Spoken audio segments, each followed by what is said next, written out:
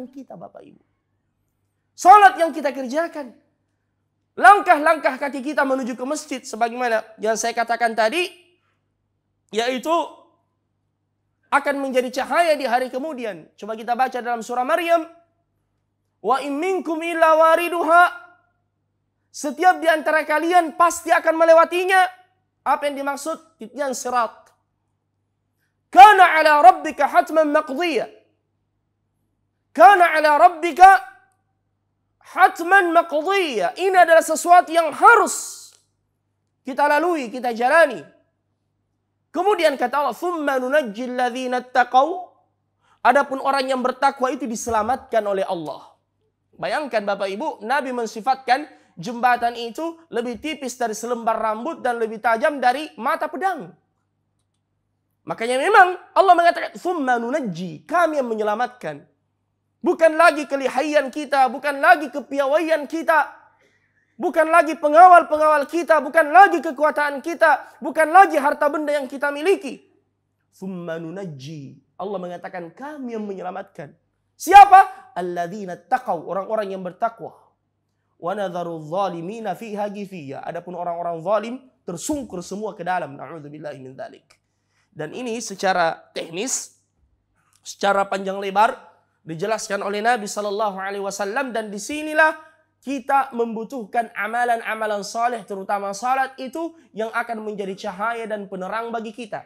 Karena ketika Nabi menjelaskan tentang peristiwa di mana kita akan berjalan di atas sirat, beliau mengatakan ada yang berjalan seperti kilat, ada yang berjalan seperti orang yang berkendaraan cepat, ada yang berjalan di atas sirat seperti orang yang berlari-lari, ada yang berjalan seperti orang yang jalan biasa, ada yang tertatih-tatih. Kemudian kata Nabi, di bawah jembatan itu, di dalam neraka ada yang disebut dengan kalub. Kalub, kalau Bapak Ibu ke pasar mau beli daging, biasa daging itu digantung menggunakan pengait besi. Begitu posisinya dari bawah yang terbuat dari api, dia menarik orang yang berjalan di atas sirat.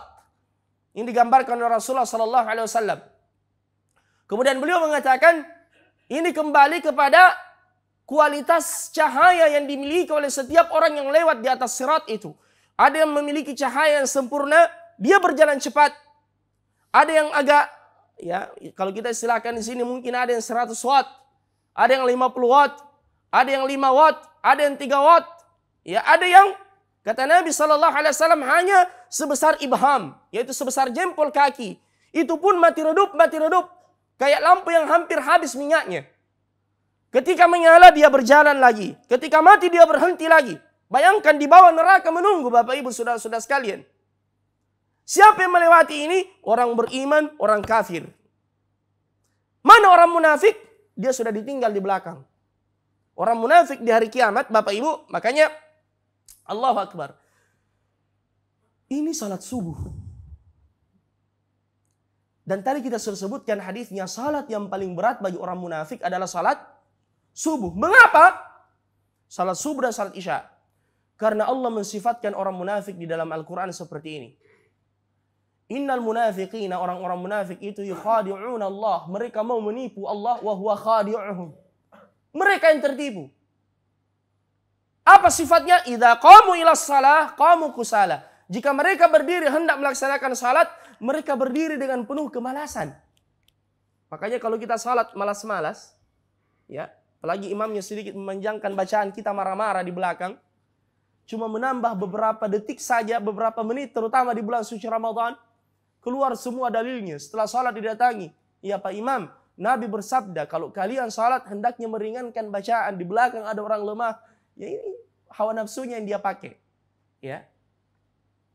Tapi kalau nonton pertandingan sepak bola, 2 kali 45 menit. Kalau klubnya kalah dan tidak ada injury time, dia marah sama wasit. Ya, coba bayangkan. Jadi Bapak Ibu saudara-saudara sekalian, idza qamu ila sholati qamu kusala, ini dia. Ini poinnya. Yura'unan nas, mereka salat hanya untuk dilihat oleh manusia. Terutama orang munafik di zaman Nabi, mereka salat bukan karena Allah, tapi hanya mau dilihat oleh Rasulullah. Dan Nabi di zamannya, di masjidnya, tentu penerangan tidak seperti yang kita miliki di Masjid Al-Mardiyah ini. Kalau di sini semua saya bisa lihat dengan jelas. Ya, siapa yang di dekat, siapa yang di tengah-tengah, siapa yang di ujung, bahkan di luar masjid. Saya juga bisa lihat. Karena terangnya di masjid.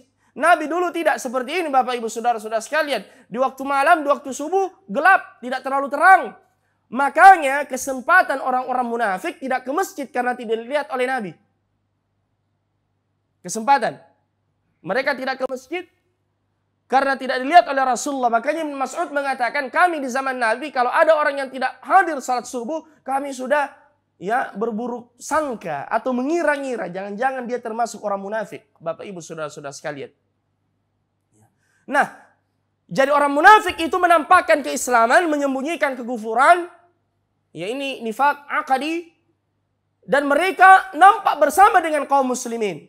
Di hari kiamat nanti Bapak Ibu Saudara-saudara sekalian, yauma yukshafu an saqi wa yud'auna ila sujudi fala yastati'un. Hari ketika Allah menampakkan diri di hadapan mereka, mereka diperintahkan bersujud di hadapan Allah secara langsung. Mereka semua bersujud, fala yastati'un. Namun kata Allah, ada di antara mereka yang tidak mampu bersujud. Kata Nabi, punggungnya menjadi kaku. Dia tersungkur, tapi dia tidak bisa bersujud. Siapa mereka? Itulah orang-orang munafik. Itulah orang-orang munafik. Nah, ketika mereka hendak melewati titian sirat, diceritakan oleh Allah dalam surah Al-Hadid, Yauma taral mu'minina wal mu'minati yas'a nuruhum baina aydihim wa bi aymanihim busyarakumul yawm. Hari ketika kalian melihat orang-orang yang beriman dari kaum laki-laki dan kaum perempuan, yas'a nuruhum baina aydihim, nampak cahaya terang di hadapan mereka dan di sisi kanan mereka yang menerangi langkah-langkah kaki mereka. Allahu Akbar. Inilah salat-salat yang kita tunaikan. Makanya Nabi mengatakan, wassalatu nur, salat itu cahaya. Di hari kiamat kita akan dapatkan Bapak Ibu cahaya itu. Ya, makanya perbaiki kualitas salat kita agar lampu kita juga berkualitas. Yauma taral mu'minina wal mu'minati yas'a nuruhum baina aydihim wa bi aymanihim. Cahaya itu menuntun langkah-langkah kaki mereka, terutama ketika berjalan di atas titian sirat. Sebaliknya, beberapa ayat berikutnya Allah mengatakan, Yauma yaqulul munafiquna wal munafiqatu lilladzina amanu dhuruna naqtabis min nurikum. Hari ketika orang-orang munafik dari kaum laki-laki dan kaum perempuan yang juga mau berjalan di atas sirat tidak punya cahaya. Mereka berkata kepada orang-orang yang beriman, mereka melihat, oh, orang-orang yang beriman ini ada lampunya, ada cahayanya. Apa kata mereka? Unzuruna, tunggu kami. Naqtabis min nurikum. Kami mau berjalan bersama dengan kalian. Kami mau nebeng dengan kalian. Kami mau mengambil manfaat dari lampu kalian. Ya, karena dulu di dunia mereka ikut-ikutan juga dengan orang yang beriman. Di hari kiamat mau juga ikut-ikutan. Mereka berkata, unzuruna naqtabis min nurikum. Tapi Bapak Ibu, dalam kondisi seperti itu datang malaikat atau dikatakan kepada orang-orang munafik itu, qila irji'u wara'akum. Pulang, kembali kalian, mundur. Qila irji'u wara'akum faltamisu nura, cari cahaya sendiri. Hari ini tidak boleh lagi ikut-ikutan. Ya, dan dalam kondisi seperti itu, untuk memisahkan antara orang yang beriman dengan orang munafik, faduriba bainahum bisur, kata Allah. Tiba-tiba dihadirkan di antara mereka pembatas berupa dinding. Faduriba bainahum bisur, dan dinding itu Masya Allah, ya, seperti penjara Bapak Ibu. Bagian dalamnya itu azab, bagian luarnya itu rahmat bagi orang yang bebas. Faduriba bainahum bisurin lahu bab. Dinding itu memiliki pintu yang besar. Faduriba bainahum bisurin lahu babun batinuhu fihi rahmah. Bagian dalamnya ada kasih sayang Allah untuk orang-orang yang beriman. Wa zahiruhu min qibalihil adab. Bagian luarnya ada adab di sana untuk orang-orang munafik.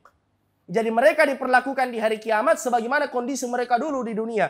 Ketika mereka dulu di dunia menampakkan keislaman, menyembunyikan kekufuran, seakan dia adalah seorang muslim, namun dia benci kepada Islam dan kaum muslimin, di hari kiamat diperlakukan seperti itu. Ya, ada dinding yang memisahkan, bagian dalamnya rahmat, bagian luarnya azab untuk orang-orang munafik, Bapak Ibu Saudara-saudara sekalian. Dan semoga Allah melindungi kita dari sifat kemunafikan.